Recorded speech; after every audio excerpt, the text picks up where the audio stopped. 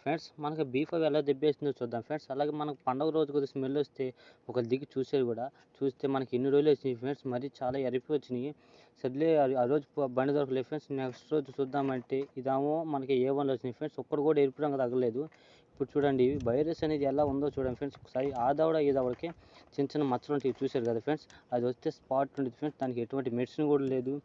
ఆ తర్వాత మరుసటి రోజు వీళ్ళు వలలు వచ్చినప్పుడు చూడండి ఫ్రెండ్స్, మొత్తం ఎరుపు రంగు వచ్చినాయి అనమాట చాలా వరకు. అలాగైతే అప్పుడు ఊహించుకోలేకపోయాం, ఎందుకంటే కింద ఎన్ని పడిపోయి ఉంటాయి అని.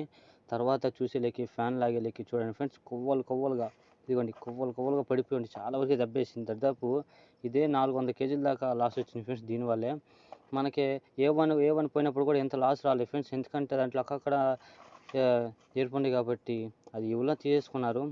అలాగే చూడండి ఫ్రెండ్స్, మనకు వలలో లాగినప్పుడు చాలా వచ్చినాయి చూడండి, మొత్తం ఎరుపు రంగు వచ్చినాయి.